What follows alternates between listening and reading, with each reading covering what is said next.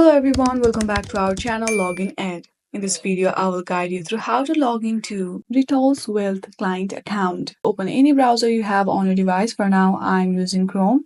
Then on the address bar, search for ritholtzwealth.com. Once the official website is opened, on the top you will see login option. Click on it. From there, choose client login option.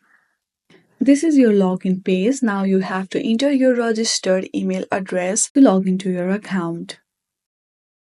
Once you are done, click on Continue. Then you have to enter your password. If you forgot your password, then you can simply click on Forgot Password option available there. Once you are done, click on Login button to log into your account. In this way, you can easily log into Ritholtz Wealth client account. I hope this video was helpful. If you like this video, then please do not forget to like and subscribe to our channel. Thank you for watching.